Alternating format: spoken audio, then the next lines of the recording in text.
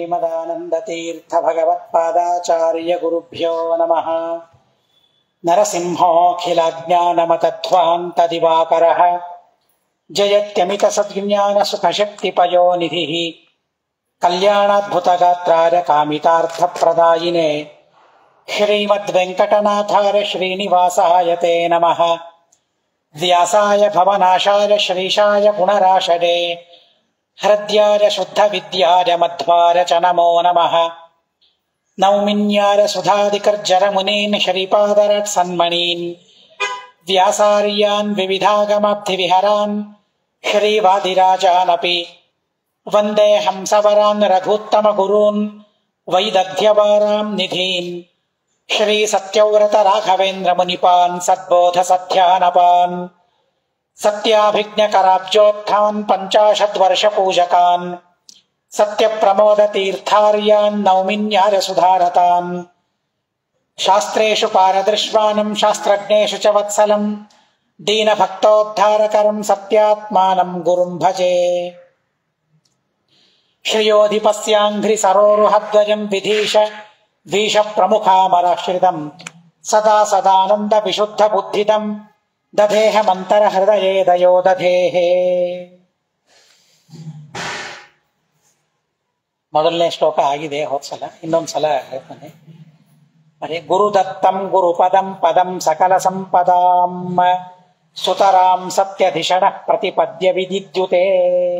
ಸತ್ಯಧಿಷಣ ಸತ್ಯಬೋಧ ತೀರ್ಥರು ಸುತರಾಂ ಪ್ರೀತಿಪೂರ್ವಕವಾಗಿ ಗುರುದತ್ತಂ ಸತ್ಯಪ್ರಿಯ ತೀರ್ಥರಿಂದ ಪ್ರದತ್ತವಾದ ಸಕಲ ಸಂಪದಾಂ ಧರ್ಮ ಅರ್ಥ ಕಾಮ ಮೋಕ್ಷ ರೂಪವಾದ ಲೌಕಿಕ ವೈದಿಕ ರೂಪವಾದ ಐಹಿಕ ಆಮುಷ್ಮಿಕ ರೂಪವಾದ ಎಲ್ಲ ಸಂಪತ್ತುಗಳಿಗೆ ಪದಂ ಆಶ್ರಯವಾದ ಗುರು ಮಹತ್ತಾದ ಪದಂ ಸಂಸ್ಥಾನವನ್ನು ಸುತರಾಂ ಮತ್ತೊಂದ್ಸಲ ಇಟ್ಕೊಳ್ಬೇಕು, ಮನಃಪೂರ್ವಕವಾಗಿ ಪ್ರತಿಪದ್ಯ ಪಡೆದು ವಿದಿದ್ಯುತೆ ಶೋಭಿಸಿದರು. ಸತ್ಯಪ್ರಿಯ ತೀರ್ಥರು ಪ್ರೀತಿಪೂರ್ವಕವಾಗಿ ಈ ವೇದಾಂತ ಸಾಮ್ರಾಜ್ಯವನ್ನ ರಾಮಾಚಾರ್ಯರಿಗೆ ದಾನ ಮಾಡ್ತಾ ಇದ್ದಾರೆ, ಪ್ರದಾನ ಮಾಡ್ತಾ ಇದ್ದಾರೆ. ಈ ಸಂಸ್ಥಾನ ಎಂತದ್ದು ಅಂತಂದ್ರೆ ಧರ್ಮ ಅರ್ಥ ಕಾಮ ಮೋಕ್ಷಗಳಿಗೆ ಸಾಧನ, ಹಾಗೆ ಲೌಕಿಕ ವೈದಿಕ ಐಹಿಕ ಆಮುಷ್ಮಿಕ ಎಲ್ಲ ಸಂಪತ್ತುಗಳಿಗೂ ಈ ಸಂಸ್ಥಾನ ಇದು ಆಶ್ರಯವಾಗಿದೆ.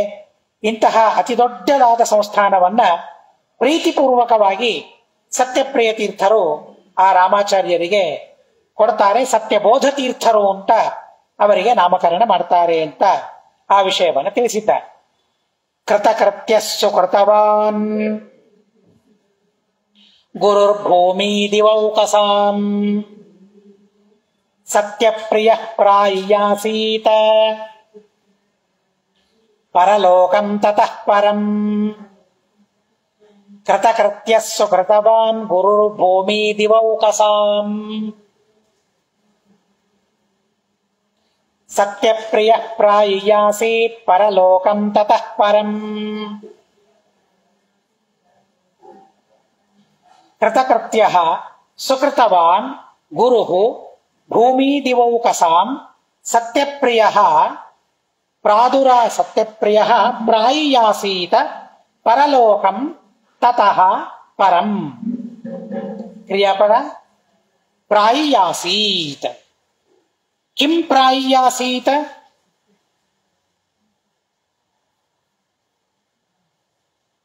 ಪರಲೋಕಂ ಪ್ರಾಯಾಸೀತ್. ಕಃ? ಸತ್ಯಪ್ರಿಯಃ. ಕಥಂ ಭೂತಃ? ಗುರುಃ. ಕೇಷಾಂ ಗುರುಃ? ಭೂಮಿ ದಿವೌಕಸಾಂ. ಪುನಃ ಕಥಂ ಭೂತಃ? ಕೃತಕೃತ್ಯಃ. ಪುನಃ ಕಥಂ ಭೂತಃ? ಸುಕೃತವಾನ್. ಕುತಃ? ತತಃ. ತತಃ ಅನಂತರ ಸುಕೃತವಾನ್ ಪುಣ್ಯವಂತರಾದ ಅತಯೇವ ಅಂತ ಇಟ್ಕೊಳ್ಬೇಕು. ಅತಯೇವ ಆದ್ದರಿಂದಲೇ ಕೃತಕೃತ್ಯ ವ್ಯಾಖ್ಯಾನದಲ್ಲಿ ಅರ್ಥವನ್ನು ತಿಳಿಸ್ತಾರೆ. ಪ್ರತಿವಾದಿ ನಿರಾಕರಣ ಪೂರ್ವಕ ಮಹಾಸಂಸ್ಥಾನ ರಕ್ಷಣಾ ಇದೊಂದು ಕೃತ್ಯ. ಕೃತಕೃತ್ಯ ಅಂತ ಇದೆ, ಕೃತ್ಯವನ್ನ ಮಾಡಿದವರು. ಏನು ಅವರ ಕೃತ್ಯಗಳು ಅಂತ ಅಂದ್ರೆ ಪ್ರತಿವಾದಿ ನಿರಾಕರಣ ಪೂರ್ವಕ ಮಹಾಸಂಸ್ಥಾನ ಸಂರಕ್ಷಣ ಇದೊಂದು ಕೃತ್ಯ. ಹಾಗೆ ಸ್ವಾಭಿಮತ ಶಿಷ್ಯ ಸಂಸ್ಥಾನ ಪ್ರದಾನ, ತಮಗೆ ಅಭಿಮತರಾದ ಶಿಷ್ಯರಿಗೆ ಈ ವೇದಾಂತ ಸಂಸ್ಥಾನವನ್ನ ಪ್ರದಾನ ಮಾಡೋದು ಇದು ಮತ್ತೊಂದು ಕೃತ್ಯ. ಹೀಗೆ ಈ ಕೃತ್ಯಗಳನ್ನ ಮಾಡಿರುವ ಅಂತ ಅರ್ಥ. ಅಂದ್ರೆ ಪ್ರತಿವಾದಿಗಳನ್ನ ನಿರಾಕರಣೆ ಮಾಡಿ ಈ ವೇದಾಂತ ಸಾಮ್ರಾಜ್ಯವನ್ನ ಸಂರಕ್ಷಣೆ ಮಾಡಿ ತಮಗೆ ಅಭಿಮತರಾದ ಶಿಷ್ಯರಿಗೆ ಈ ವೇದಾಂತ ಸಂಸ್ಥಾನವನ್ನ ಪ್ರದಾನ ಮಾಡೋದು, ಅಲ್ಲಿಯ ತನಕ ಎಲ್ಲ ಕೃತ್ಯಗಳನ್ನ ಮಾಡಿರುವ ಭೂಮಿ ದಿವೌಕಸಾಂ, ಭೂದೇವತೆಗಳಾದ ಬ್ರಾಹ್ಮಣರ ಗುರುಹು ಗುರುಗಳಾದ. ಇದರಿಂದ ಅಲ್ಲಿ ವ್ಯಾಖ್ಯಾನದಲ್ಲಿ ಬರೀತಾರೆ, ಇದರಿಂದ ಇವರು ದೇವಾಂಶರು ಅಂತ ತಿಳಿದು ಬರ್ತದೆ, ಸೂಚನೆ ಮಾಡ್ತಾ ಇದ್ದಾರೆ ಅಂತ ಅಂತಾರೆ. ಆದರೆ ಯಾವ ದೇವಾಂಶರು ಅಂತ ಯಾರಿಗೂ ಗೊತ್ತಾಗೋದಿಲ್ಲ, ಕೆಲವರಿಗೆ ಮಾತ್ರ ಗೊತ್ತಾಗಬಹುದೇನೋ. ಅದು ಅವರಿಗೆ ಗೊತ್ತಾದದ್ದು ಸತ್ಯವೋ ಸುಳ್ಳೋ ನಮಗೆ ಹೇಗೆ ಗೊತ್ತಾಗೋದು? ಬಹಳ ಕಷ್ಟ. ಇವರು ಇಂಥವರು ಅಂತ ಶ್ರೀಮದಾಚಾರ್ಯರು ಹೇಳಬೇಕು, ಅಪರೋಕ್ಷ ಜ್ಞಾನಿಗಳೇ ಹೇಳಬೇಕೇ ವಿನಃ ಉಳಿದವರಿಗೆ ಗೊತ್ತಾಗೋದಿಲ್ಲ. ಅಪರೋಕ್ಷ ಜ್ಞಾನವು ಯಾರಿಗಾಗಿದೆ ಯಾರಿಗೆ ಬಿಟ್ಟಿದೆ ಹೇಗೆ ಗೊತ್ತಾಗೋದಿಲ್ಲ. ಬರೀ ಈ ಗ್ರಂಥಗಳ ಜ್ಞಾನ ಆಗಿದೆಯೋ ಬಿಟ್ಟಿದೆಯೋ ಪಾಠ ಪ್ರವಚನಗಳಿಂದ ಗೊತ್ತಾಗ್ತದೆ ಅಷ್ಟೇ ಹೊರತು ಅಪರೋಕ್ಷ ಜ್ಞಾನ ಆಗಿದೆ ಅಂತ ಅನ್ನೋದು ಗೊತ್ತಾಗೋದು ಬಹಳ ಕಷ್ಟ. ಅವ್ರು ಹೇಳಿದ್ರು ಗೊತ್ತಾಗೋದು ಹೇಗೆ? ಅವ್ರು ನನಗಾಗಿದೆ ಅಂತ ನಾನು ಹೇಳ್ತೇನೆ, ಯಾರಿಗೆ ಗೊತ್ತಾಗೋದು? ಆಗೋದಿಲ್ಲ ಅದೆಲ್ಲ ಅನ್ನೋದಕ್ಕಾಗಿ ಅನುಮಾನ ಮಾಡಿ ಹೇಳ್ತಾರೆ ಇವರು ದೇವಾಂಶ ಇರಬಹುದು. ಯಾಕೆಂದ್ರೆ ಇಷ್ಟೆಲ್ಲ ಕೃತ್ಯಗಳನ್ನ ಮಾಡಿದ ಮೇಲೆ ಸಾಮಾನ್ಯರು ಇರ್ಲಿಕ್ಕಿಲ್ಲ, ದೇವಾಂಶನೇ ಇರಬಹುದು ಅಂತ ಅನ್ನೋದನ್ನ ಸೂಚನೆ ಮಾಡ್ತಾ ಇದ್ದಾರೆ ಅಂತ ಅಷ್ಟೇ ಹೇಳ್ತಾರೆ ಹೊರತು ಯಾವ ದೇವತೆಗಳು ಅಂತ ಅಲ್ಲಿ ಹೇಳಿಲ್ಲ. ಭೂಮಿ ದಿವೌಕಸಾಂ ಗುರುಹು, ಭೂಮಿಯಲ್ಲಿರುವ ಎಲ್ಲಾ ಬ್ರಾಹ್ಮಣರಿಗೆ ಗುರುಗಳು ಅನ್ನೋದರಿಂದ ಇವರು ದೇವಾಂಶವಿರಬಹುದು ಅಂತ ಅಲ್ಲಿ ಬರೆದಿದ್ದಾರೆ. ಅಂತಹ ಸತ್ಯಪ್ರಿಯ ತೀರ್ಥರು ಪರಲೋಕಂ ಉತ್ತಮವಾದ ವಿಷ್ಣು ಲೋಕವನ್ನು ಕುರಿತು ಪ್ರಾಯಾಸೀತ್ ಹೋಗಲು ಬಯಸಿದರು. ಸತ್ಯಪ್ರಿಯ ತೀರ್ಥರು ಮಾಡಿದ ಪುಣ್ಯ ಅತೀ ಪುಣ್ಯ ಮಾಡಿದ್ರು ಅಂತ ಹೇಳ್ತಾರೆ. ಯಾಕೆ ಅಂದ್ರೆ ಅವರಷ್ಟು ಪುಣ್ಯ ಮಾಡಿದ್ದಾರೆ ಅಂತ ಹೇಗೆ ಗೊತ್ತಾಗ್ತದೆ? ಸುಕೃತವಾನ್ ಅಂತಂದ್ರೆ ಪ್ರಶಸ್ತವಾಗಿ ಪುಣ್ಯವನ್ನು ಮಾಡಿದವರು. ಅದು ಹೇಗೆ ಗೊತ್ತಾಗ್ತದೆ ಅಂತಂದ್ರೆ ಕೃತಕೃತ್ಯ ಅಂತ ಅನ್ನೋದರಿಂದ ಗೊತ್ತಾಗ್ತದೆ ಅಂತ ಅಂತಾರೆ. ಯಾವ ಕೆಲಸವನ್ನ ತಾವು ಮಾಡಬೇಕೋ ಆ ಎಲ್ಲಾ ಕೆಲಸವನ್ನ ಮಾಡಿದ್ದಾರೆ ಅಂತ ಆದರೆ ಪುಣ್ಯ ಮಾಡಿರ್ಲೇಬೇಕಲ್ಲ. ಸಾಯಂಕಾಲ ಸಂಧ್ಯಾ ವಂದನೆ ಇರಲಿ, ಮಧ್ಯಾಹ್ನ ಇರಲಿ, ಬೆಳಗ್ಗೆ ಸಂಧ್ಯಾ ವಂದನೆ ಇರಲಿ, ಒಂದು ಸಂಧ್ಯಾ ವಂದನ ಸರಿಯಾಗಿ ಮಾಡ್ಲಿಕ್ಕೆ ಆಗುವುದಿಲ್ಲ ಸಕಾಲಕ್ಕೆ, ಕೃತಕೃತ್ಯರಾಗ್ಲಿಕ್ಕೆ ಸಾಧ್ಯವಿಲ್ಲ. ಒಂದು ದಿವಸ ಒಂದು ಹೊತ್ತು ಕೃತಕೃತ್ಯರಾಗ್ಲಿಕ್ಕೆ ಸಾಧ್ಯವಿಲ್ಲ. ಹೀಗಿದ್ದಾಗ ಇಡೀ ಜೀವನ ಕೃತಕೃತ್ಯರಾಗಬೇಕಾದ್ರೆ ಯಾವ ಕರ್ಮಗಳನ್ನು ಮಾಡಬೇಕೋ ಆ ಎಲ್ಲಾ ಕರ್ಮಗಳನ್ನು ಮಾಡಬೇಕಾದರೆ ಅದಕ್ಕೊಂದು ವಿಶಿಷ್ಟವಾದ ಪುಣ್ಯ ಬೇಕು. ಸಕಾಲದಲ್ಲಿ ಸಂಧ್ಯಾ ವಂದನೆ ಮಾಡಬೇಕಾದ್ರೆ ಒಂದು ಪುಣ್ಯ, ಸಕಾಲದಲ್ಲಿಯೋ ಯಾವುದೋ ಕಾಲದಲ್ಲಿಯೋ ಸಂಧ್ಯಾ ವಂದನೆ ಮಾಡಬೇಕಂದ್ರೆ ಪುಣ್ಯ ಬೇಕು, ಸಕಾಲದಲ್ಲಿ ಮಾಡಬೇಕಾದ್ರೆ ಮತ್ತಿಷ್ಟು ಹೆಚ್ಚು ಬೇಕು, 3 ಹೊತ್ತು ಸಕಾಲ ಮಾಡಬೇಕಾದ್ರೆ ಇನ್ನಿಷ್ಟು ಹೆಚ್ಚು, ಆ 3 ಹೊತ್ತು 1008 ಗಾಯತ್ರಿ ಮಾಡಬೇಕಾದ್ರೆ ಮತ್ತಿಷ್ಟು ಹೆಚ್ಚು. ಹೀಗೆ ಆ ಕರ್ತವ್ಯಗಳನ್ನ ಹೆಚ್ಚು ನಾವು ಮಾಡಬೇಕಾದ್ರೆ ಪುಣ್ಯವೂ ಹೆಚ್ಚಾಗಿರ್ಬೇಕು. ಇಲ್ಲೇ ಹೋದ್ರೆ ಕರ್ತವ್ಯ ಕರ್ಮಗಳನ್ನು ಮಾಡ್ಲಿಕ್ಕೆ ಆಗೋದಿಲ್ಲ. ಯಾಕೆ ನಮ್ಮ ಕಡೆಗೆ ಮಾಡ್ಲಿಕ್ಕೆ ಆಗೋದಿಲ್ಲ? ಪುಣ್ಯ ಇಲ್ಲ ಅಂತ ಅನ್ನೋದಕ್ಕಾಗಿ. ಆದರೆ ಸತ್ಯಪ್ರಿಯರು ಎಷ್ಟು ಸುಕೃತವಂತರು ಪುಣ್ಯವಂತರು ಅಂತ ಅಂದ್ರೆ ಕೃತಕೃತ್ಯ. ಏನ ಕೃತಕೃತ್ಯತೆ? ನಮ್ಮಂತೆ ಸಾಮಾನ್ಯವಾದ ಕೆಲಸ ಅಲ್ಲ ಅವರದ್ದು.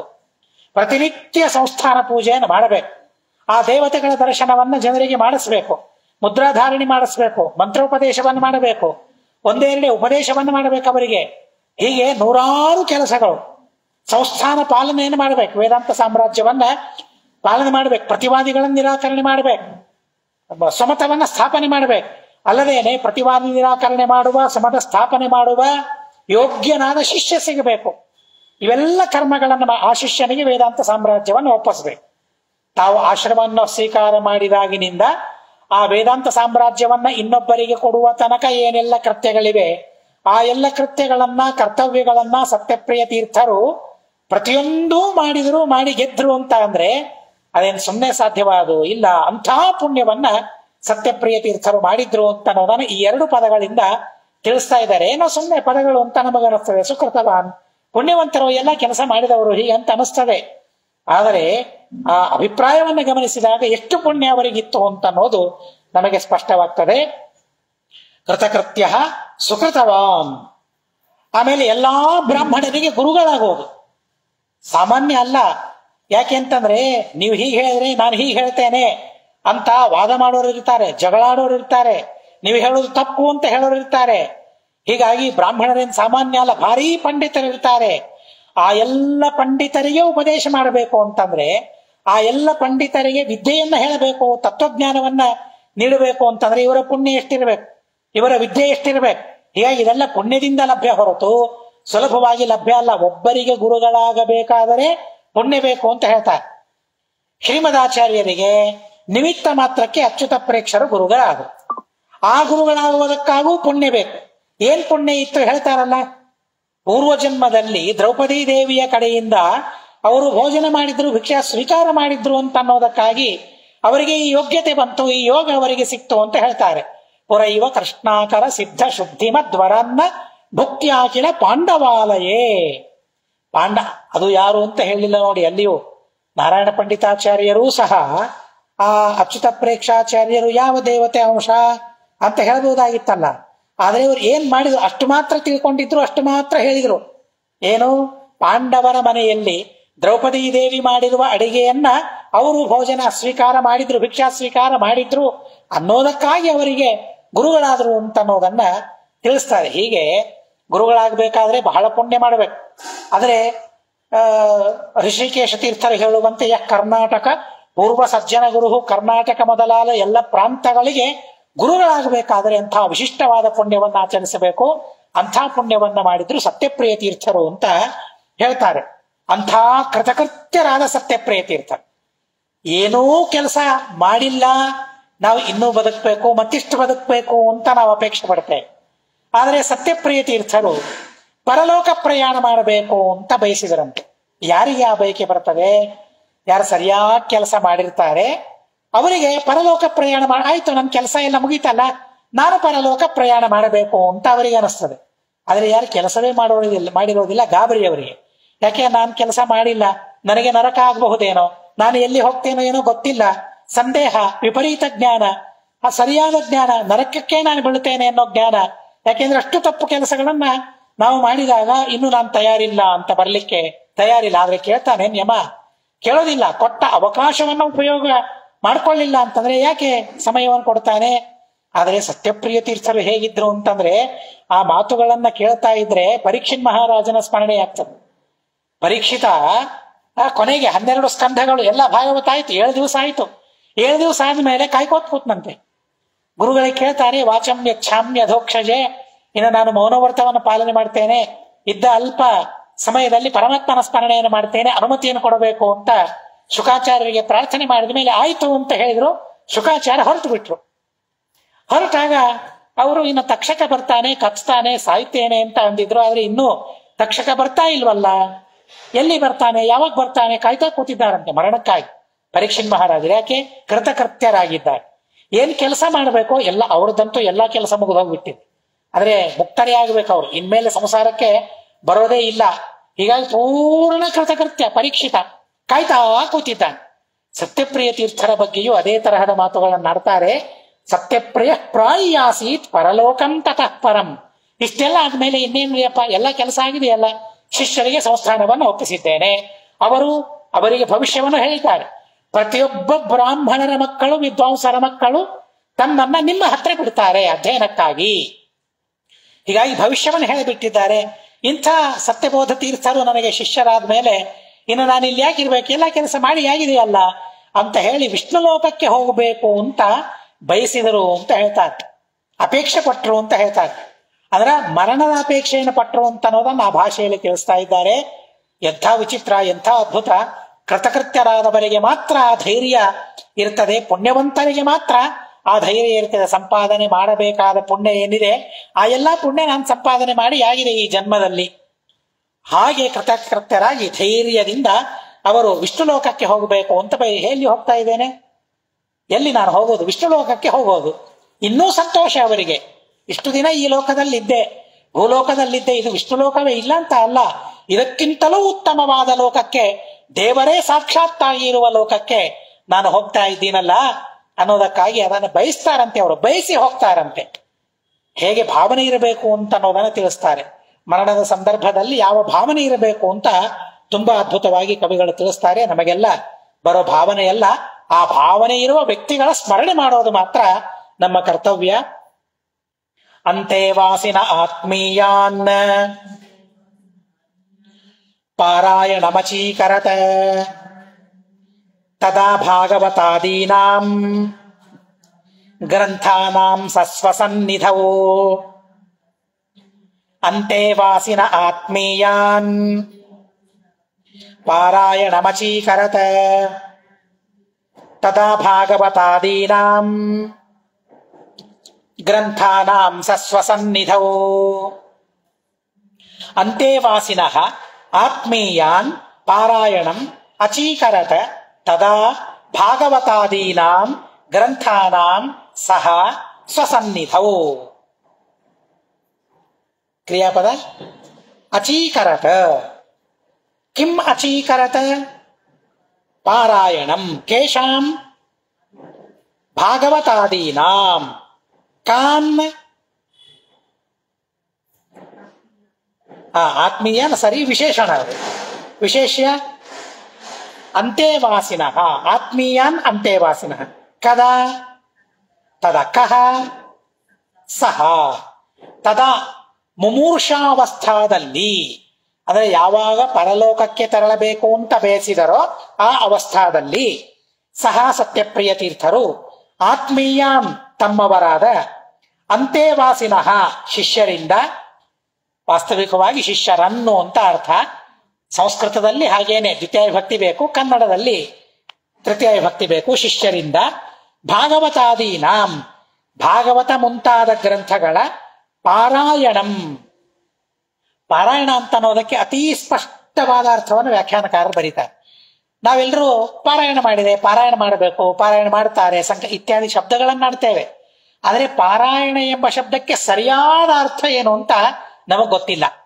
ಆ ವ್ಯಾಖ್ಯಾನದಲ್ಲಿ ತುಂಬಾ ಸ್ಪಷ್ಟವಾಗಿ ಅರ್ಥವನ್ನ ಬರೆದಿದ್ದಾರೆ. ನನಗೆ ಬಹಳ ಸಂತೋಷವಾಯಿತು ಆ ಅರ್ಥವನ್ನು ನೋಡಿ.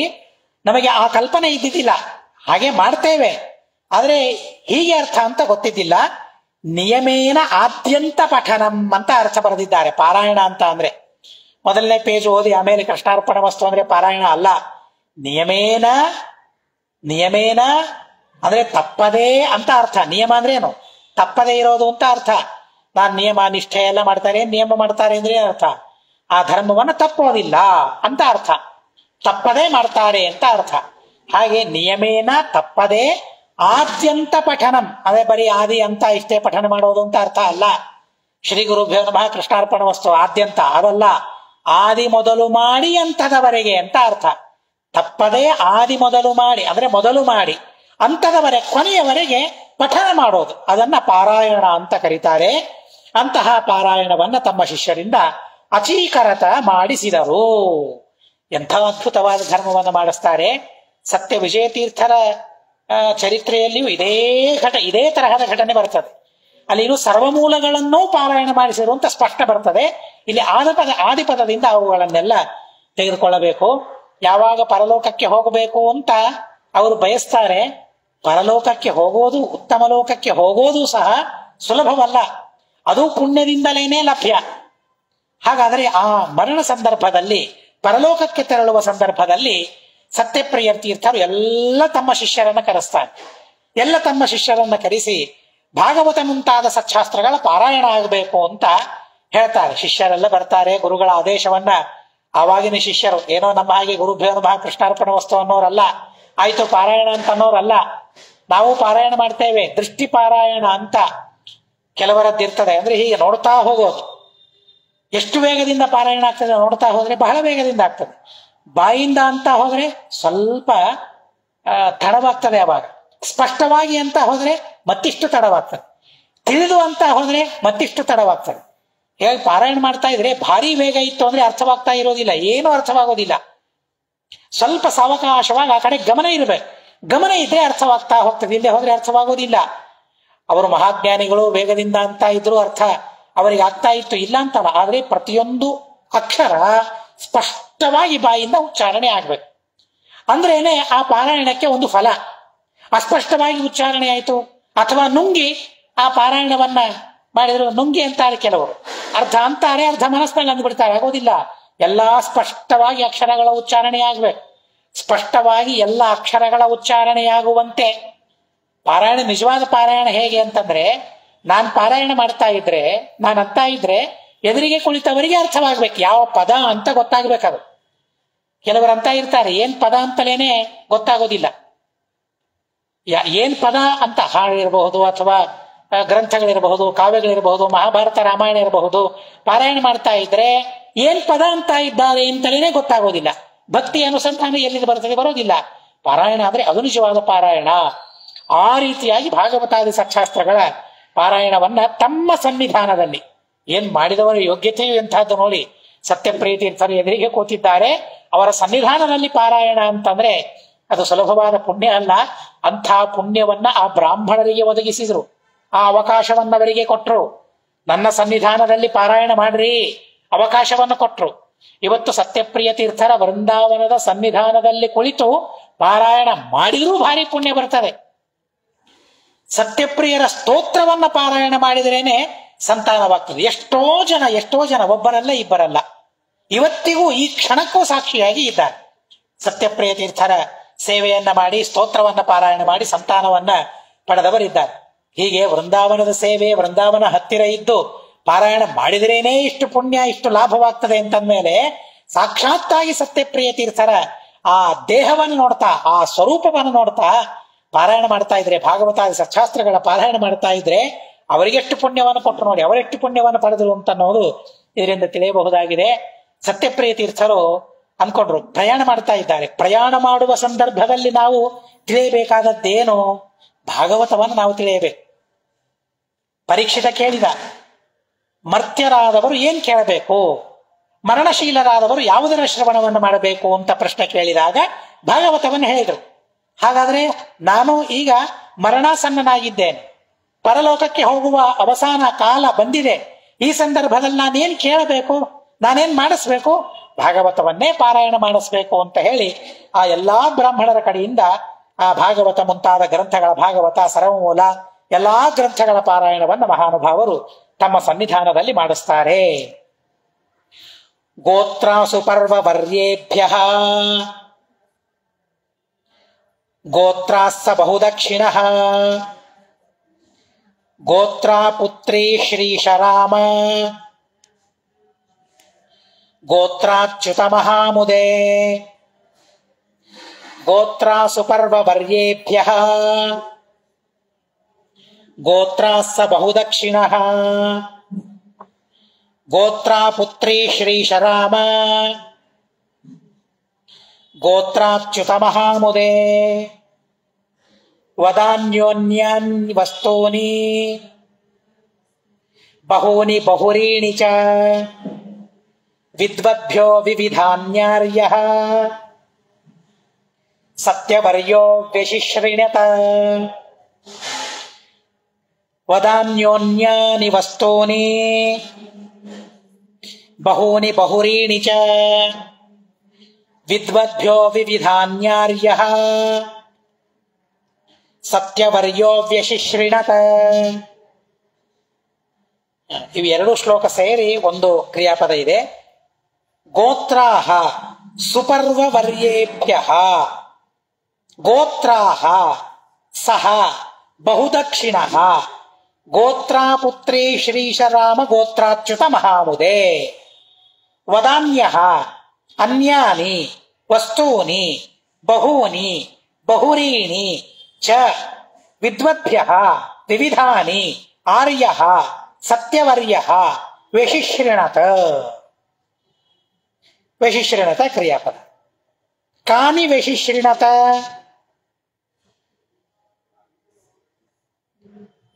ಬಹುರೀಣಿ. ಪುನಃ ಕಾನಿ ವ್ಯಶಿಶ್ರಿಣತ, ಅನ್ಯಾನಿ. ಕಥಂ ಭೂತಾನಿ, ಬಹೂನಿ. ಪುನಃ ಕಾಹ ವ್ಯಶಿಶ್ರಿಣತ, ಕಾಹ ಗೋತ್ರಾಹ ವ್ಯಶಿಶ್ರಿಣತ. ಕಥಂ ಭೂತಾಹ ಗೋತ್ರಾಹ,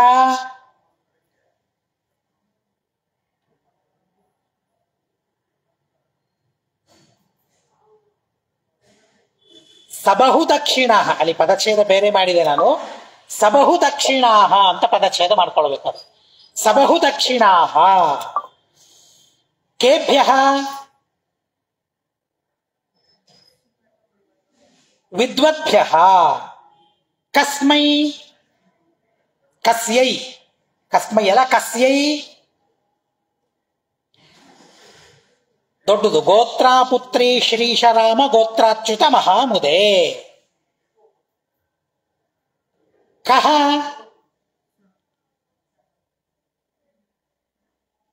ಸಹ ಕಥಂ ಭೂತಃ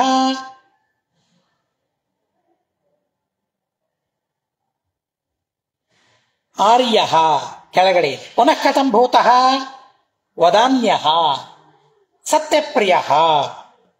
ವದಾನ್ಯಃ ಅದರ ದಾನ ಸಮರ್ಥ ಅಂತ ಅರ್ಥ. ಇದು ನಾನು ಕೊಡ್ಲಿಕ್ಕಾಗೋದಿಲ್ಲ ಅಂತ ಅಂದ್ರೆ ಅವನ ಅಸಮರ್ಥ. ಆದ್ರೆ ಸತ್ಯಪ್ರಿಯ ತೀರ್ಥರು ಇದು ಕೊಡ್ಲಿಕ್ಕಾಗೋದಿಲ್ಲ ಅಂತ ಅಲ್ಲ, ಎಲ್ಲ ದಾನ ಮಾಡಲು ಸಮರ್ಥ. ನಮ್ಮ ಮಹಾಸ್ವಾಮಿಗಳ ಪ್ರತಿಜ್ಞೆ ಮಾಡಿದ್ರಲ್ಲ, ಟೀಕಾದಲ್ಲಿ ಒಂದೇ ಒಂದು ತಪ್ಪಿದೆ ಅಂತ ತೋರಿಸಿಕೊಟ್ರೆ ಸಂಸ್ಥಾನ ಒಂದು ಬಿಟ್ರೆ ಎಲ್ಲವನ್ನು ದಾನ ಮಾಡಲಿಕ್ಕೆ ಸಿದ್ಧ ಅಂತ ಹೇಳಿದ್ರಲ್ಲ, ಹಾಗೆ ಅದನ್ನು ಕೊಡುವ ಹಾಗಿಲ್ಲ. ಮತ್ತೆ ಸಂಸ್ಥಾನವನ್ನೇನು ಕೊಡೋದು, ಅದು ಸರ್ವಥಾ ಸಾಧ್ಯವಿಲ್ಲ ಅದು. ಹೀಗಾಗಿ ಪಾಂಡವರು ದಾನ ಮಾಡಿದ್ರು. ಹೇಗೆ ದಾನ ಮಾಡಿದ್ರು? ಮಾಂಗಲ್ಯ ಮಾತ್ರಂ ದಯಿತಾ ಶರೀರೆ, ಮಾಂಗಲ್ಯವನ್ನ ಬಿಟ್ಟು ಉಳಿದದ್ದೆಲ್ಲ ದಾನ ಮಾಡಿದ್ರು. ಹಾಗೆ ದಾನ ಮಾಡದ ವಸ್ತುಗಳು ಅಂತ ಕೆಲವು ಇರ್ತವೆ, ಅದು ಬಿಟ್ಟು ಉಳಿದದ್ದನ್ನೆಲ್ಲ ದಾನ ಮಾಡ್ತಾರೆ.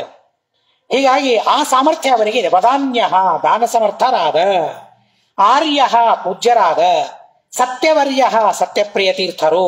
ತದಾ ಆವಾಗ ಗೋತ್ರ ಪುತ್ರಿ ಶ್ರೀಶ ರಾಮ ಗೋತ್ರಾಚ್ಯುತ ಮಹಾಮುದೆ. ಅಲ್ಲಿ ಗೋತ್ರ ಆ ಪುತ್ರಿ ಅಂತ ಬಿಡಿಸ್ಕೊಳ್ಬೇಕಲ್ಲಿ. ಗೋತ್ರ ಪುತ್ರಿ ಅಂತ ಇದೆ, ಗೋತ್ರ ಆ ಪುತ್ರಿ ಅಂತ ಬಿಡಿಸ್ಕೊಳ್ಬೇಕು. ಗೋತ್ರ ಅಂದ್ರೆ ಏನು? ಗೌಹು ಅಂದ್ರೆ ಭೂಮಿ. ಹೇಗೆ ಆಕಳು ಅಂತ ಹಸು ಅಂತಲೂ ಅರ್ಥ ಇದೆ, ಭೂಮಿ ಅಂತಲೂ ಅರ್ಥ ಇದೆ. ಗೋ ಭೂಮಿ, ಅದರತ್ರ ಸಂರಕ್ಷಣೆ ಮಾಡುವವರು ಯಾರು? ರಾಜ. ಆ ರಾಜ ಯಾರು? ಜನಕ ರಾಜ ಅಂತ ಅರ್ಥ ಇದೆ ಪ್ರಸ್ತುತ. ಗೋತ್ರ ಜನಕ ರಾಜ.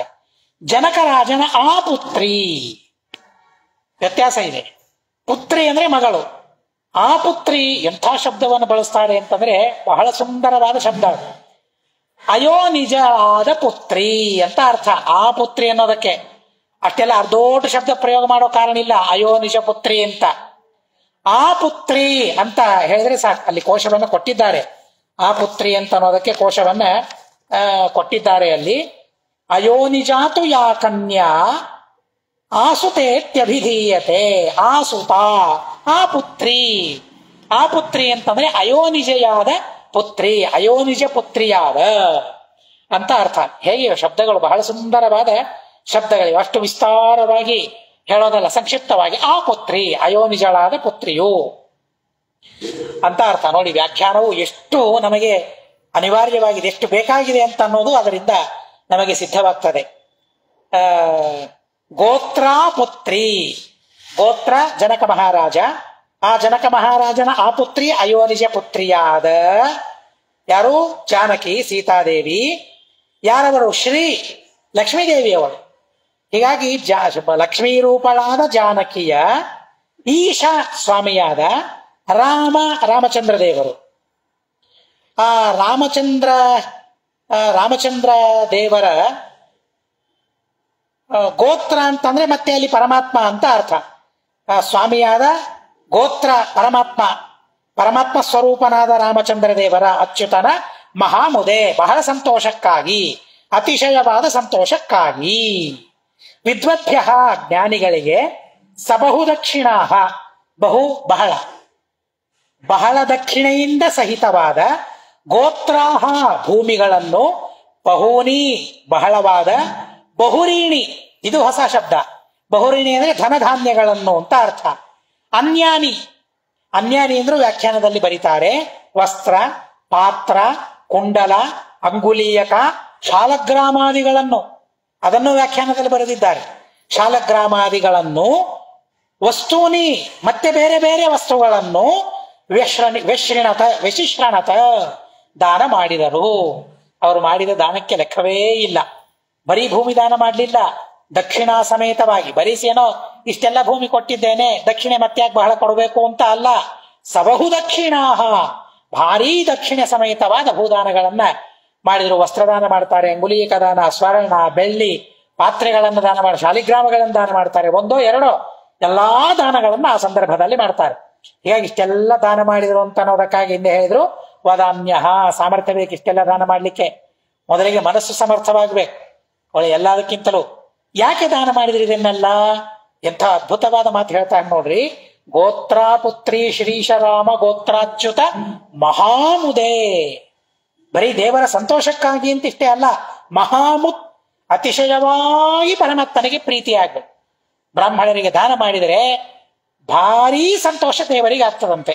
ಆ ಸಂತೋಷವನ್ನ ಪಡೆಯೋದಕ್ಕಾಗಿ, ದೇವರ ಸಂತೋಷ ಪರಮಾತ್ಮನಿಗೆ ಸಂತೋಷವಾದರೆ ಅದೇ ನಿಜವಾದ ಸಾಧನೆ ಅಂತ ಅನ್ನೋ ಉದ್ದೇಶದಿಂದ ಅತ್ಯದ್ಭುತವಾದ ರೀತಿಯಲ್ಲಿ ಸತ್ಯ ಪ್ರಿಯತೀರ್ಥರು ದಾನ ಮಾಡಿದರು ಅಂತ ಅಂತಾರೆ. ಈ ಸಂದರ್ಭದಲ್ಲಿ ಮತ್ತೊಂದು ವಿಶೇಷ, ಸತ್ಯವರ್ಯ ಅಂತ ಅವರಂತಾರೆ. ಅಂದ್ರೆ ಇದು ಗುರುಗಳಿಟ್ಟ ಹೆಸರು. ಮಧ್ಯದಲ್ಲಿ ಆ ಹೆಸರನ್ನು ಬಿಡೋದಿಲ್ಲ. ಆ ಕವಿಗಳಿಗೆ ಮತ್ತೆ ಮತ್ತೆ ನಾನು ಹೇಳಿದ್ದೇನೆ, ಅನೇಕ ಬಾರಿ ಹೇಳಿದ್ದೇನೆ, ಸತ್ಯಪೂರ್ಣ ತೀರ್ಥರು ಇಟ್ಟ ಹೆಸರು ಅದು. ಹೀಗಾಗಿ ಸತ್ಯ ವಿಜಯ ತೀರ್ಥರು ದಂಡಪಲ್ಲಟ ಮಾಡಿದ್ದಾರೆ. ಆದರೆ ನಿಜವಾಗಿ ಆಶ್ರಮ ಕೊಟ್ಟವರು, ಮಂತ್ರೋಪದೇಶ ಮಾಡಿದವರು ಸತ್ಯಪೂರ್ಣ ತೀರ್ಥರು. ಹೀಗಾಗಿ ಸತ್ಯಪೂರ್ಣ ತೀರ್ಥರು ಇಟ್ಟ ಹೆಸರು ಅಂತ ಅನ್ನೋದಕ್ಕಾಗಿ ಆ ಹೆಸರನ್ನ ಕವಿಗಳು ಬಿಡ್ಲಿಕ್ಕೆ ತಯಾರಿಲ್ಲ. ಅದು ಈ ಕೊನೆ ಸಂದರ್ಭದಲ್ಲಿಯೂ ಕೂಡ ಆ ಸತ್ಯಪೂರ್ಣರ ಸ್ಮರಣೆಯಾಗುವುದಕ್ಕಾಗಿ ಸತ್ಯವರ್ಯ ಅಂತ ಹೇಳಿ ಪದವನ್ನ ಪ್ರಯೋಗ ಮಾಡ್ತಾರೆ. ಅವರ ಹೆಸರನ್ನ ಇಲ್ಲಿ ಸ್ವೀಕಾರ ಮಾಡ್ತಾ ಇದ್ದಾರೆ ಕವಿಗಳು. ಗೋತ್ರ ಅಂತ ಮತ್ತೆ ಬಂತಲ್ಲ ಎರಡನೇದ್ದು, ಗೋತ್ರಾಪುತ್ರಿ ಶ್ರೀಶರಾಮ ಗೋತ್ರಾಚ್ಯುತ ಪದಾಂಬುಜೆ ಅಂತ. ಅಲ್ಲಿ ಶ್ರೀಶರಾಮ ಗೋತ್ರ ಅನ್ನೋದಕ್ಕೆ ಎರಡು ಅರ್ಥ ಹೇಳಿದ್ದಾರೆ. ಭೂಮಿಗಳನ್ನ ಮತ್ತು ಆಕಳುಗಳನ್ನ, ಹಸುಗಳನ್ನು ಅಂತ ಅರ್ಥ. ಅದಕ್ಕೂ ಕೋಶವನ್ನು ಕೊಡ್ತಾರೆ. ಗವಾಂ ಸಮೂಹೋ ಗೋತ್ರ. ಗೋತ್ರ ಅಂದ್ರೆ ಒಂದಾಕಳು ಅಂತ ಅರ್ಥ ಅಲ್ಲ, ಅಥವಾ 10 100 ಕೊಟ್ರು ಅಂತ ಅರ್ಥ ಅಲ್ಲ. ಆಕಳುಗಳ ಹಿಂಡು ಗೋತ್ರ, ಸಮೂಹ, ಆಕಳುಗಳ ಸಮೂಹವನ್ನೇ, ಹಸುಗಳ ಸಮೂಹವನ್ನೇ ಬ್ರಾಹ್ಮಣರಿಗೆ ದಾನ ಮಾಡಿದ್ರು ಅಂತ ಅನ್ನೋದನ್ನ ತುಂಬಾ ಸುಂದರವಾಗಿ ತಿಳಿಸ್ತಾರೆ. ದಶೋಪನಿಷದ ಸಮ್ಯಕ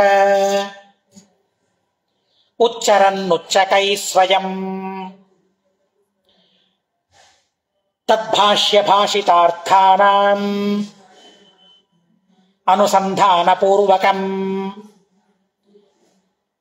ದಶೋಪನಿಷದ ಸಮ್ಯಕ ಉಚ್ಚರನ್ನುಚ್ಚಕೈ ಸ್ವಯಂ ತದ್ಭಾಷ್ಯ ಭಾಷಿತಾರ್ಥಾನಾಂ ಅನುಸಂಧಾನ ಪೂರ್ವಕಂ. ನಿರ್ವಾಣ ಕಾರಣಂ ಚಕ್ರೇ ಚರಣ ಸ್ಮರಣಂ ಸದಾ ಕುರ್ವಾಣೋಪಿ ವಿಶೇಷೇಣ ತತ್ಕ್ಷಣೇ ದಕ್ಷಿಣಶ್ಚರನ್. ನಿರ್ವಾಣ ಕಾರಣಂ ಚಕ್ರೇ ಚರಣ ಸ್ಮರಣಂ ಸದಾ ಕುರ್ವಾಣೋಪಿ ವಿಶೇಷೇಣ ತತ್ಕ್ಷಣೇ ದಕ್ಷಿಣಶ್ಚರನ್. ರುಧಿರೋದ್ಗಾರಿ ವರ್ಷೇಧಿ ಚೈತ್ರ ಶುಕ್ಲತ್ರಯೋದಶಿ ಪುಣ್ಯವಾನ್ ಕಣ್ಣನೂರೌ ಸಹ ಪ್ರಾಪ ವಿಷ್ಣುಪುರಂ ತತಃ. ರುಧಿರೋದ್ಗಾರಿ ವರ್ಷೇಧಿ ಚೈತ್ರ ಶುಕ್ಲತ್ರಯೋದಶಿ ಪುಣ್ಯವಾನ್ ಕಣ್ಣನೂರೌ ಸಹ ಪ್ರಾಪ ವಿಷ್ಣುಪುರಂ ತತಃ. ಈ 3 ಶ್ಲೋಕ ಸೇರಿ ಒಂದು ಕ್ರಿಯಾಪದ ಇದೆ. ಅಯೋ ನಿಜ ತು ಅಲ್ಲ ದಶೋಪನಿಷದ ಸಮ್ಯಕ ಉಚ್ಚರನ್ ಉಚ್ಚಕೈಹಿ ಸ್ವಯಂ ತದ್ಭಾಷ್ಯ ಭಾಷಿತಾರ್ಥಾನಾಂ ಅನುಸಂಧಾನ ಪೂರ್ವಕಂ ನಿರ್ವಾಣ ಕಾರಣಂ ಚಕ್ರಿಚರಣ ಸ್ಮರಣಂ ಸದಾ ಕುರ್ವಾಣಃ ಅಪಿ ವಿಶೇಷೇಣ ತತ್ಕ್ಷಣೇ ದಕ್ಷಿಣಃ ಚರನ್ ರುಧಿರೋದ್ಗಾರಿ ವರ್ಷೆ ಅಧಿಚೈತ್ರ ಶುಕ್ಲತ್ರಯೋದಶಿ ಪುಣ್ಯವಾನ್ ಕಣ್ಣನೂರೌ ಸಹ ಪ್ರಾಪ ವಿಷ್ಣುಪುರಂ ತತಃ. ಪದಗಳು ಬಹಳ ಆಗ್ತದೆ. ಪ್ರಾಪ ಅಂತ ಅನ್ನೋದು ಕ್ರಿಯಾಪದ.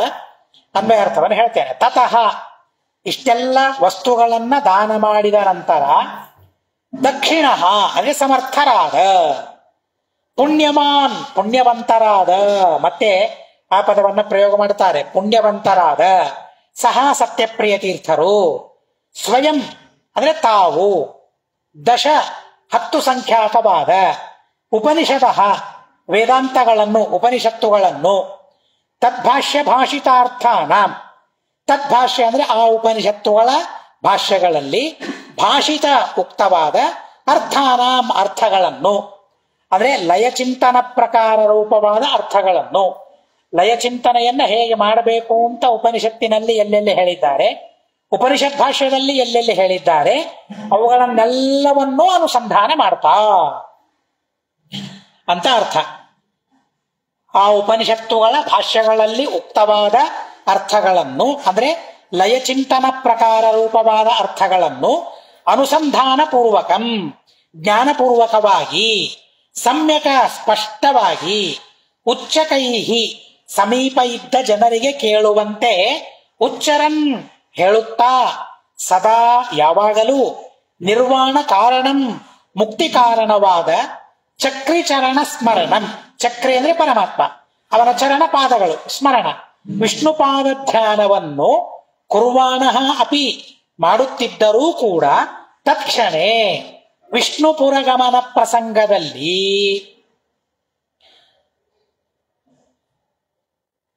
ವಿಶೇಷೇಣ ಅತಿಶಯವಾಗಿ ಚಿಂತಯನ್ ಧ್ಯಾನ ಮಾಡುತ್ತಾ, ಕಣ್ಣನೂರು ಗ್ರಾಮದಲ್ಲಿ ರುಧಿರೋದ್ಗಾರಿ ವರ್ಷದಲ್ಲಿ ಅಧಿಚೈತ್ರ ಶುಕ್ಲ ತ್ರಯೋದಶಿ, ಚೈತ್ರ ಶುಕ್ಲ ಪಕ್ಷಿ ತ್ರಯೋದಶಿ ತಿಥಿಯಲ್ಲಿ ವಿಷ್ಣುಪುರವನ್ನು ಕುರಿತು ವಿಷ್ಣುಪುರವನ್ನು ಪ್ರಾಪ ಹೊಂದಿದರು.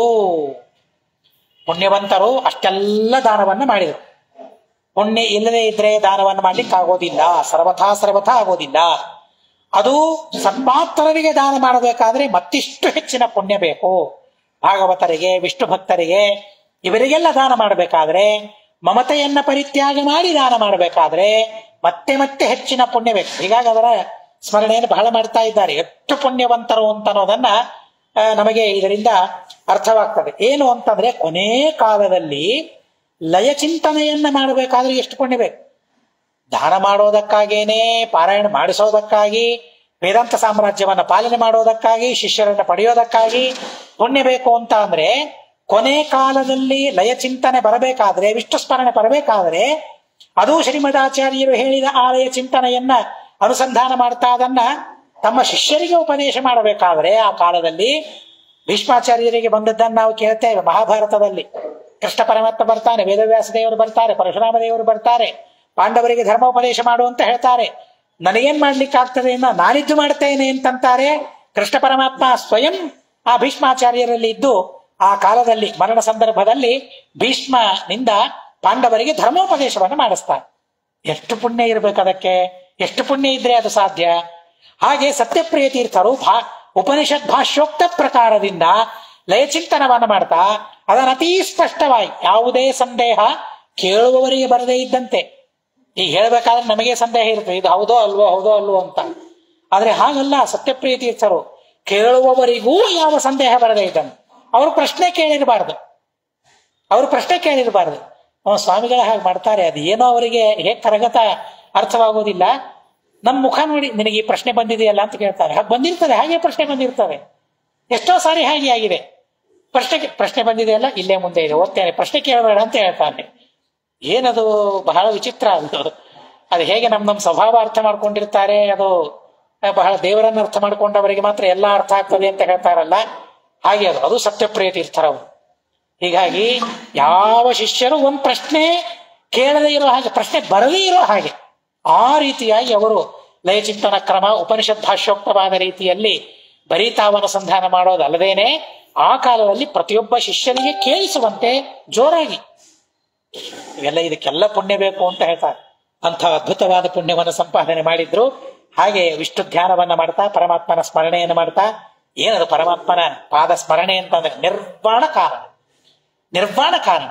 ನಿರ್ವಾಣ ಅಂದ್ರೆ ಮೋಕ್ಷ, ವಾಣ ಅಂದ್ರೆ ದೇಹ, ವಾಣ ಅಂದ್ರೆ ದೇಹ, ನಿರ್ವಾಣ ದೇಹರಾಹಿತ್ಯ ಅಂದ್ರೆ ಜಡವಾದ ದೇಹ ಇಲ್ಲದೆ ಇರೋದು ಅಂತ ಅರ್ಥ. ಎಲ್ಲಿ? ಮೋಕ್ಷದಲ್ಲಿ. ಅಂತಹ ಮೋಕ್ಷಕ್ಕೆ ಸಾಧನ ಪರಮಾತ್ಮನ ಪಾದ.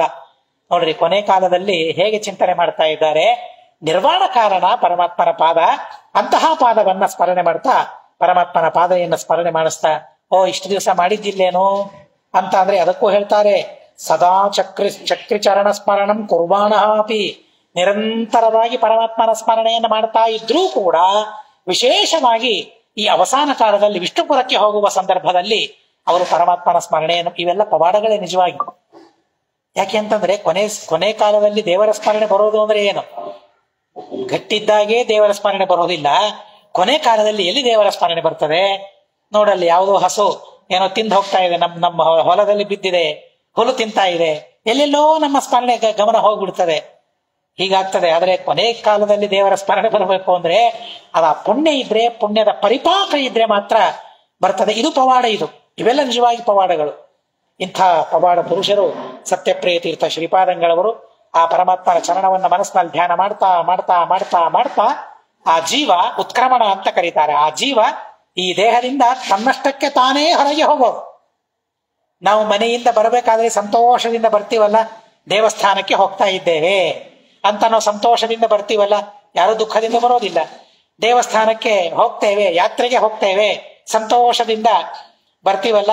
ಮಹಾಸ್ವಾಮಿಗಳು ಮೇಲಿನ ಮೇಲೆ ಹೇಳ್ತಾ ಇದ್ರು, ಆದ್ರೆ ಒಂದು ಕ್ಷೇತ್ರ ಬಿಟ್ಟು ಹೋಗ್ತಾ ಇದ್ರೆ ಸ್ವಲ್ಪ ಮನಸ್ಸಿನಲ್ಲೇನೋ ಕಳವಳ, ಅಯ್ಯೋ ಈ ಕ್ಷೇತ್ರ ಬಿಡ್ತಾ ಇದ್ದೀನಲ್ಲ ಅಂತ ಹೇಳಿ. ಯಾಕೆ? ಪರಮಾತ್ಮನ ಸನ್ನಿಧಾನ, ಹೀಗಾಗಿ ಈ ಕ್ಷೇತ್ರ ಬಿಡ್ತಾ ಇದ್ದೀನಲ್ಲ ಅಂತ. ಆದ್ರೆ ಅವರಿಗೆ ಮತ್ತೊಂದು ಸಂತೋಷ, ಯಾಕೆ? ಜೊತೆಗೆ ಆ ಸ್ವಾಮಿ ಇದ್ದಾನಲ್ಲ. ಮೂಲರಾಮಚಂದ್ರ ದೇವರು 28 ಪ್ರತಿಮೆಗಳು ಸಂಸ್ಥಾನ ಇದೆ, ಆದ್ರೂ ಅದೊಂದು ಹೋಗ್ತಾ ಇದೆಯಲ್ಲ ಅಂತ ಅನ್ನೋ ಚಿಂತೆ ಅವರಿಗೆ. ನಮಗೆ ಯಾವ ಚಿಂತೆ? ಓ ಇದು ಮುಗಿತಾ ಅಂತ, ಮುಗಿತಪ್ಪ ಅಂತ ಸಂತೋಷ ಇರ್ತದೆ. ಹಾಗೆ ಅವರು ಎಲ್ಲಿ ಹೋಗ್ತಾ ಇದ್ದೇನೆ, ಅವ್ರಿಗೆ ಯಾಕೆ ಸುಖ ಸಂತೋಷ? ಮರಣವೂ ಸಂತೋಷವಾ ಮನುಷ್ಯರಿಗೆ? ಆದ್ರೆ ಮನುಷ್ಯರಿಗೆ ಸಂತೋಷ ಅಲ್ಲ, ಅವರು ಮನುಷ್ಯರಲ್ಲ ತಾನೆ. ಎಲ್ಲಿ ಹೋಗ್ತಾ ಇದ್ದೇನೆ ಅಂತ ನಾವು ವಿಷ್ಣುಪುರಕ್ಕೆ ಹೋಗ್ತಾ ಇದ್ದೇನೆ, ನಮ್ಮ ಸ್ವಾಮಿಯ ಹತ್ತಿರ ನಾನು ಹೋಗ್ತಾ ಇದ್ದೇನೆ. ಹೀಗಾಗಿ ಸುಖವಾಗಿ ಸಂತೋಷದಿಂದ ಇಲ್ಲಿಯ ಕೆಲಸವನ್ನು ನಾನು ಇನ್ನೊಬ್ಬರಿಗೆ ಒಪ್ಪಿಸಿದ್ದೇನೆ ಅಂತ ಹೇಳಿ ಸುಖವಾಗಿ ಆ ದೇಹದ ಒಳಗೆ ಇರುವ ಜೀವ ಏನಿದ್ದಾನೆ ತಮ್ಮ ಅಪೇಕ್ಷೆ ಇಲ್ಲಿಗೆ ಬರ್ಬೇಕು, ಈ ಜೀವ ಇಲ್ಲಿಗೆ ಬರ್ಬೇಕು, ಇಲ್ಲಿಗೆ ಬರ್ಬೇಕು ಬಂದು ಆ ದೇಹದಿಂದ ಉತ್ಕ್ರಮಣ ಮಾಡಿಬಿಡ್ತಾರೆ. ಸತ್ಯಪ್ರಿಯ ತೀರ್ಥರು ವಿಷ್ಣುಲೋಕಕ್ಕೆ ಹೋದರು ಅಂತ ವಿಷಯವನ್ನ ಇಲ್ಲಿ ತಿಳಿಸ್ತಾರೆ. ಇಲ್ಲಿ ಕಣ್ಣನೂರು ಅಂತ ಈಗೇನು ಮಾನಾಮಧುರೈ ಇದೆ, ಅಲ್ಲಿ ಅವರ ಮೂಲ ವೃಂದಾವನ. ಮಾನಾಮಧುರೈಯಿಂದ ಸುಮಾರು ಒಂದು 160-180 ಕಿಲೋಮೀಟರ್ ಅಲ್ಲಿ ಕಣ್ಣನೂರು ಅಂತ ಒಂದು ಗ್ರಾಮ ಇದೆ. ಆ ಗ್ರಾಮದಲ್ಲಿ ಅವರು ವಿಷ್ಣುಪುರಕ್ಕೆ ತೆರಳುತ್ತಾರೆ, ಆ ದೇಹವನ್ನ ಪರಿತ್ಯಾಗ ಮಾಡ್ತಾರೆ. ಅದಾದ ಮೇಲೆ ಸತ್ಯಬೋಧ ತೀರ್ಥರು ಅವರನ್ನ ಈ ಮಾನಾಮಧುರೈಗೆ ತಂದು ಅಲ್ಲಿ ವೃಂದಾವನ ಮಾಡ್ತಾರೆ ಅಂತ ಅನ್ನೋದನ್ನು ಮುಂದೆ ಇಲ್ಲೇ ತಿಳಿಸ್ತಾರೆ. ಅಂತೂ ರುಧಿರೋದ್ಗಾರಿ ವರ್ಷ ಚೈತ್ರ ಮಾಸ ಶುಕ್ಲ ಪಕ್ಷ ತ್ರಯೋದಶಿಯ ದಿವಸ ಅವರು ಮತ್ತೆ ಈ ದೇಹವನ್ನ ಪರಿತ್ಯಾಗ ಮಾಡಿ ವಿಷ್ಣು ಲೋಕವನ್ನು ಕುರಿತು ಹೋದರು ಅಂತ ಅನ್ನೋದನ್ನು ತಿಳಿಸ್ತಾರೆ. ಬುಧಾಗ್ರಣಿ ಸತ್ಯಬೋಧ ತೀರ್ಥೋಥೋ ಅವಿಲಂಬಿತಂ ಆಲಂಬ್ಯ ಧೈರ್ಯಂ ನಿರ್ಧಾರ್ಯ ಕಾರ್ಯಂ ಸಹಸೂರಿಭಿಃ. ಬುಧಾಗ್ರಣಿ ಸತ್ಯಬೋಧ ತೀರ್ಥೋಥೋ ಅವಿಲಂಬಿತಂ ಆಲಂಬ್ಯ ಧೈರ್ಯಂ ನಿರ್ಧಾರ್ಯ ಕಾರ್ಯಂ ಸಹಸೂರಿಭಿಃ. ಸ್ನಾತಾನುಲಿಪ್ತೈ ಸ್ವೈರ್ವಿಪ್ರೈಃ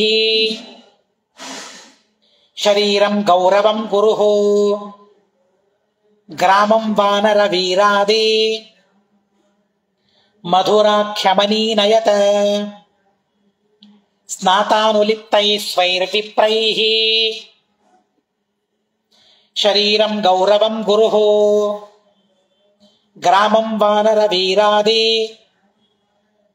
ಮಧುರಾಖ್ಯಮನೀನಯತ. ಇಲ್ಲಿಯೂ ಅಷ್ಟೇನೆ 2 ಶ್ಲೋಕಗಳು. ಬುಧಾಗ್ರಣೀ ಸತ್ಯಬೋಧ ತೀರ್ಥ ಅಥೋ ಅವಿಲಂಬಿತಂ ಆಲಂಬ್ಯ ಧೈರ್ಯಂ ನಿರ್ಧಾರ್ಯ ಕಾರ್ಯಂ ಸಹ ಸೂರಿಭಿಃ ಸ್ನಾತಾನುಲಿಪ್ತೈಃ ಸ್ವೈಃ ವಿಪ್ರೈಃ ಶರೀರಂ ಗೌರವಂ ಗುರುಃ ಗ್ರಾಮಂ ವಾನರವೀರಾದಿ ಮಧುರಾಖ್ಯಂ ಅನೀನಯತ.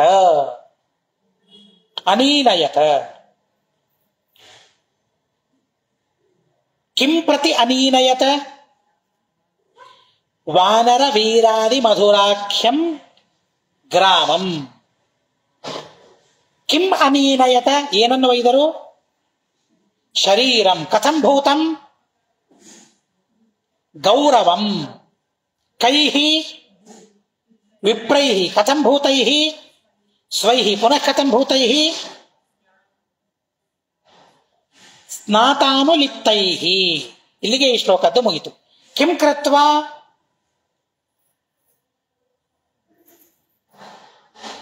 ನಿರ್ಧಾರ್ಯ, ಕಿಂ ನಿರ್ಧಾರ್ಯ ಕಾರ್ಯಂ ಕೈಃ ಸಹ ಸೂರಿಭಿಃ ಸಹ ಪುನಃ ಕಿಂ ಕೃತ್ವಾ ಆಲಂಬ್ಯ, ಕಿಂ ಆಲಂಬ್ಯ ಧೈರ್ಯಂ ಕಥಂ ಅವಿಲಂಬಿತಂ ಕಃ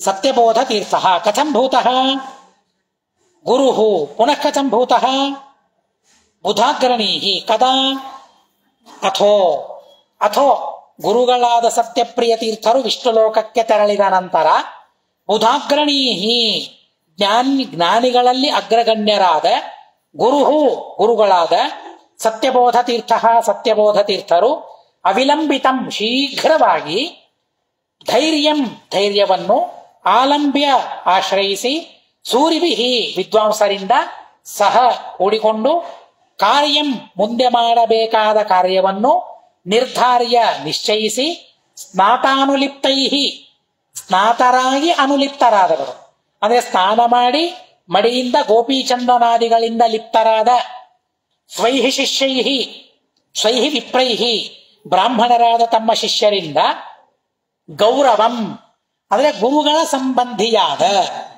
ಸತ್ಯಪ್ರಿಯ ತೀರ್ಥರ ಸಂಬಂಧಿಯಾದ ಶರೀರಂ ಶರೀರವನ್ನು ವಾನರ ವೀರಾದಿ ಮಧುರಾಖ್ಯಂ ವಾನರ ವೀರ ಎಂಬ ಪದ ಆದಿಯಲ್ಲಿರುವ ಮಧುರ ಎಂಬ ಪದ ಕೊನೆಯಲ್ಲಿರುವ ಅಂದ್ರೆ ವಾನರ ವೀರ ಮಧುರ ಅಂತ ಆ ಊರಿಗೆ ಹೆಸರು. ವಾನರ ವೀರ ಮಧುರ ಅಂತ ಆ ಊರಿಗೆ ಹೆಸರು. ಇವತ್ತು ಮಾನಮಧುರೆ ಅಂತಾಗಿದೆ. ವಾನರ ವೀರ ಮಧುರಾಖ್ಯಂ ವಾನರ ವೀರಾದಿ ಮಧುರಾಖ್ಯಂ ವಾನರ ವೀರ ಶಬ್ದ ಮೊದಲಿಗೆ ಇರುವ ಮಧುರಾ ಶಬ್ದದಿಂದ ವಾಚ್ಯವಾದ ಅಂದ್ರೆ ವಾನರ ವೀರ ಮಧುರ ನಾಮಕವಾದ ಗ್ರಾಮಂ ಗ್ರಾಮವನ್ನು ಕುರಿತು ಅನೀನಯತ ವಹಿಸಿದರು, ಆ ದೇಹವನ್ನ ಕರೆದುಕೊಂಡು ಹೋಗಿಸಿದರು ಅಂತ ಅರ್ಥ. ಗುರುಗಳು ಯಾವಾಗ ವಿಷ್ಣು ಲೋಕಕ್ಕೆ ತೆರಳುತ್ತಾರೆ ಜ್ಞಾನಿಶ್ರೇಷ್ಠರು ಭಾರಿ ಅದ್ಭುತವಾದ ಜ್ಞಾನ ಸತ್ಯಬೋಧ ತೀರ್ಥರಿಗೆ ಇದೆ. ಆ ಸತ್ಯಬೋಧ ತೀರ್ಥರು ಶೀಘ್ರವಾಗಿ ಎಲ್ಲಾ ಕಾರ್ಯಗಳಾಗಬೇಕು ಅನ್ನೋದಕ್ಕ ಅತೀ ಶೀಘ್ರವಾಗಿ ಮೊದಲಿಗೆ ಧೈರ್ಯವಂತ ಅನ್ಕೊಂಡ್ರು. ಗುರುಗಳು ಯಾವಾಗಿಂದ ಗುರುಗಳು ಹುಟ್ಟಿದಾಗಿನಿಂದ ಗುರುಗಳು ಹುಟ್ಟಿದಾಗಿನಿಂದ ಗುರುಗಳು ಅವರ ಯೋಗ ನೋಡಿ, ಸತ್ಯಬೋಧ ತೀರ್ಥರ ಯೋಗ ನೋಡಿ. ತಂದೆ ತಾಯಿಗಳ ಹತ್ರ ಬೆಳೀಲೇ ಇಲ್ಲ, ಗುರುಗಳ ಹತ್ರನೇ ಬೆಳೆದ್ರು. ನಮ್ಮ ಸ್ವಾಮಿಗಳೇ ನೆನಪಾಗ್ತಾರಲ್ಲ ಈಗಲೂ ಸತ್ಯಬೋಧ ತೀರ್ಥರ ನೆನಪಿಸಿಕೊಂಡ್ರೆ. ಅವರು ಮೊದಲಿಗೆ ಗುರುಕುಲದಲ್ಲೇನೆ ಹುಟ್ಟಿದ್ರು, ಅಲ್ಲೇನೇ ಇದ್ರು. ಎಷ್ಟು ಬಾರಿ ಅದನ್ನು ಹೇಳ್ಕೊಂಡಿದ್ದಾರೆ, ಗುರುಕುಲದಲ್ಲೇ ಇದ್ದೆ, ಅಲ್ಲೇ ಬೆಳೆದೆ ಅಂತ ಹೇಳಿ. ಹಾಗೆ ಸತ್ಯಬೋಧ ತೀರ್ಥರು ಅವರು ಗುರುಕುಲದಲ್ಲೇನೆ ಸತ್ಯಪ್ರಿಯ ತೀರ್ಥರ ಹತ್ರನೇ ಸಣ್ಣವರಿಂದ ಇದ್ದಿದ್ದಾರೆ. ಹೀಗಾಗಿ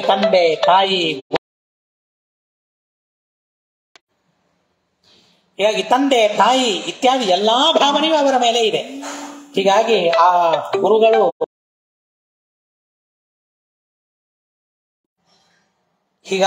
ಗುರುಗಳು ವಿಶ್ವಲೋಕಕ್ಕೆ ತೆರಳಿದಾಗ ಎಷ್ಟು ಶೋಕವಾಗಬೇಕು. ಆದ್ರೆ ಯಾವ ಶೋಕ ಅವರಿಗೆ ಆಗಲಿಲ್ಲ ಅಂದ್ರೆ ಅಭಿಮಾನ ಇದ್ದಿದ್ದಿಲ್ಲ ಅಂತ ಅರ್ಥ ಅಲ್ಲ. ದೇಹಾಭಿಮಾನವನ್ನ ಬಿಟ್ಟಿದ್ರು, ದೇವರ ಮೇಲೆ ಅವರು ಅಭಿಮಾನವನ್ನ ಇಟ್ಟುಕೊಂಡಿದ್ರು. ದೇವರು ನನ್ನವನು, ದೇವರ ಭಕ್ತರು ಅವರು. ಹೀಗಾಗಿ ಭಗವದ್ಭಕ್ತರು ಗುರುಗಳು ಅನ್ನೋದಕ್ಕಾಗಿ ಶೋಕ ಆಗಿರ್ತದೆ. ಆದರೆ ಧೈರ್ಯವನ್ನು ತಂದ್ಕೊಂಡ್ರು. ಇದನ್ನೇ ಗರುಡ ಪುರಾಣದಲ್ಲಿ ಅದೇ ಮಾತನ್ನು ಹೇಳ್ತಾರೆ. ತಂದೆ ತಾಯಿಗಳು ತೀರಿಕೊಂಡಾಗ ಸಾತ್ವಿಕೀಂ ಧೈರ್ಯಮಾಲಂಬ್ಯ, ಸಾತ್ವಿಕವಾದ ಧೈರ್ಯವನ್ನ ತುಂಬಿಕೊಂಡು ಮುಂದೆ ಮಾಡಬೇಕಾದ ಕರ್ತವ್ಯ ಕರ್ಮಗಳನ್ನು ಮಾಡಬೇಕು ಅಂತ ಹೇಳ್ತಾರೆ. ಹಾಗೆ ಅವರು ಆ ಧೈರ್ಯವನ್ನ ತಂದುಕೊಳ್ತಾರೆ. ಅಂಥ ಮಹಾನುಭಾವರವರು ಧೈರ್ಯವನ್ನ ತಂದುಕೊಂಡು ಮುಂದೆ ಏನೇನು ಕರ್ತವ್ಯ ಕರ್ಮಗಳಿವೆ ಅದನ್ನೆಲ್ಲ ಶಿಷ್ಯರಿಗೆ ಉಪದೇಶ ಮಾಡ್ತಾರೆ. ನಮ್ಮಲ್ಲಿ ಒಂದು ಸಂಪ್ರದಾಯ, ಆ ಗುರುಗಳು ದೇಹವನ್ನ ಪರಿತ್ಯಾಗ ಮಾಡಿದರೂ ಕೂಡ ಆ ದೇಹವನ್ನು ನೋಡಬಾರದು ಅಂತ, ದರ್ಶನ ಮಾಡಬಾರದು. ಆಮೇಲೆ ವೃಂದಾವನದ ದರ್ಶನ, ಅಲ್ಲಿ ತನಕ ದರ್ಶನ ಇಲ್ಲ ಅಂತ ನಮ್ಮಲ್ಲಿ ಸಂಪ್ರದಾಯ. ಹೀಗಾಗಿ ಎಲ್ಲ ಶಿಷ್ಯರನ್ನು ಕರೀತಾರೆ, ಮಾಡಬೇಕಾದ ಆದೇಶವನ್ನು ಮಾಡ್ತಾರೆ. ಆ ಶಿಷ್ಯರು ಯಾರು ಭಾಗವತಾದಿ ಪಾರಾಯಣಗಳನ್ನು ಮಾಡಿದ್ರಲ್ಲ, ನಾನು ಮುಂದೆ ಅಂತ ಅವರು ಸಿದ್ಧರಾಗ್ತಾರೆ. ಮಡಿಯಿಂದ ಬರ್ತಾರೆ, ಸ್ನಾನ ಮಾಡಿ ಗೋಪಿ ಚಂದನವನ್ನ ಹಚ್ಚಿಕೊಂಡು ಭಗವಂತನನ್ನ ಸ್ಮರಣೆ ಮಾಡ್ತಾ ಆ ಕಣ್ಣನೂರಿನಿಂದ ಮಾನಾಮಧುರೈವರೆಗೆ ಆ ದೇಹವನ್ನ ತೆಗೆದುಕೊಂಡು ಬರ್ತಾರೆ ಆ ಎಲ್ಲ ಶಿಷ್ಯರು. ಅವರ ಪುಣ್ಯ ಎಂಥದ್ದು! ಯಾರದ್ದೋ ಸಾಮಾನ್ಯ ದೇಹವನ್ನು ಹೊತ್ತುಕೊಂಡು ಒಂದು ಹೆಜ್ಜೆ ಹೋದ್ರೇನೆ ಅಶ್ವಮೇಧ ಯಾಗ ಮಾಡಿದ ಪುಣ್ಯ ಬರ್ತದೆ ಅಂತ ಹೇಳ್ತಾರೆ ಸತ್ಯಪ್ರಿಯ ತೀರ್ಥರು. 28 ಪ್ರತಿಮೆಗಳನ್ನು ಪೂಜೆ ಮಾಡಿದವರು, ಸಮತ ಸ್ಥಾಪನೆ ಮಾಡಿದವರು, ಪರ್ವತ ನಿರಾಕರಣೆ ಮಾಡಿದವರು. ಹೀಗಾಗಿ ಆ ವೇದಾಂತ ಸಾಮ್ರಾಜ್ಯವನ್ನ ಆಳಿದ ಆ ಪುಣ್ಯಾತ್ಮರು, ಅವರ ಪುಣ್ಯ ಏನು ಅಂತ ನಾವು ಕೇಳಿದ್ರಿ. ಅಂಥ ಪುಣ್ಯಾತ್ಮರ ದೇಹ, ಆ ದೇಹಕ್ಕೂ ಅಷ್ಟು ಶಕ್ತಿ ಇರ್ತದೆ ಅಂತ ಹೇಳ್ತಾರೆ. ಮತ್ತೆ ಇಲ್ಲ ಅಂತಂದ್ರೆ ಬರೀ ವೃಂದಾವನ, ದೇಹವೂ ಕಾಣೋದಿಲ್ಲ ಈಗ, ಮೇಲೆ ವೃಂದಾವನ. ಆ ವೃಂದಾವನದ ಸ್ಪರ್ಶವಾದರೂ ಸಾಕು ಅಂತ ಭಾವಿಸ್ತೇವೆ ನಾವು. ಆ ಶಕ್ತಿ ಆ ಕಲ್ಲಿನಲ್ಲಿ, ಆ ವೃಂದಾವನದಲ್ಲಿ ಇರ್ತದೆ ಅಂತ ಮೇಲೆ ಆ ದೇಹ ಬಹಳ ಅದ್ಭುತವಾದ ಪುಣ್ಯ. ಯಾದವಾರಿಯರ ಕಥೆ ಕೇಳ್ತೀವಲ್ಲ, ಅಸ್ಥಿಗಳನ್ನ ಒಯ್ತಾ ಇರಬೇಕಾದ್ರೂ ಭಾಗವತ ಕೇಳಿ ಬರ್ತಾ ಇತ್ತಂತೆ. ಅಂಥ ಪುಣ್ಯಮಯವಾದ ಶರೀರ ಅವರದ್ದೆಲ್ಲ. ಅಂಥ ದೇಹವನ್ನ ಶಿಷ್ಯರೆಲ್ಲ ತೆಗೆದುಕೊಂಡು ಅಲ್ಲಿ ವಾನರ ವೀರ ಮಧುರ ನಗರವನ್ನ ಕುರಿತು ಹೊಯ್ತಾರೆ ಅಂತ ಇಲ್ಲಿ ತಿಳಿಸ್ತಾ ಇದ್ದಾರೆ ಅಂತ ಈ ವಿಚಾರವನ್ನು ತಿಳಿಸ್ತಾ, ಅಸ್ಮದ್ ಗುರುವಂತರ್ಗತ ತಾತ್ವಿಕ ದೇವತಾಂತರ್ಗತ ಭಾರತೀಯ ರಮಣ ಮುಖ್ಯ ಪ್ರಾಣಾಂತರ್ಗತ ಶ್ರೀಕೃಷ್ಣಾರ್ಪಣಮಸ್ತು. ಅಕ್ಷರಂ ಕರ್ಮ ಯಸ್ಮಿನ್ ಪರೇ ಸ್ವರ್ಪಿತಂ ಪ್ರಕ್ಷರಂ ಯಾಂತಿ ದುಃಖಾನಿ ಯನ್ನಾಮತಃ ಅಕ್ಷರೋಯೋ ಅಜರ ಸರ್ವ ದೇವಾಮೃತಃ ಕುಕ್ಷಿಗಂ ಯಸ್ಯ ವಿಶ್ವಂ ಸದಾ ಅಜಾದಿಕಂ ಪ್ರೀಣರಾಮೋ ವಾಸುದೇವಂ ದೇವತಾ ಮಂಡಲಾಖಂಡ ಮಂಡನಂ. ಹರಿ ಓಂ, ಹರಿ ಓಂ, ಹರಿ ಓಂ. ಇಲ್ಲಿ ಲೈವಲ್ಲಿ ಇದ್ದವರಿಗೆ ಒಂದು ಸೂಚನೆ, ಇವತ್ತು ಇಲ್ಲಿ ಪುರುಷರು ಯಾರು ಬಂದಿಲ್ಲ ಅಂತ ಅನ್ನೋದಕ್ಕಾಗಿ ತಾತ್ಪರ್ಯ ನಿರ್ಣಯ ಪಾಠ ಇವತ್ತು ಇರೋದಿಲ್ಲ. ಅದಕ್ಕಾಗಿ ಕಾಯುವ ಅವಶ್ಯಕತೆ ಇಲ್ಲ. ಶ್ರೀಕೃಷ್ಣ ಅರ್ಪಣಮಸ್ತು.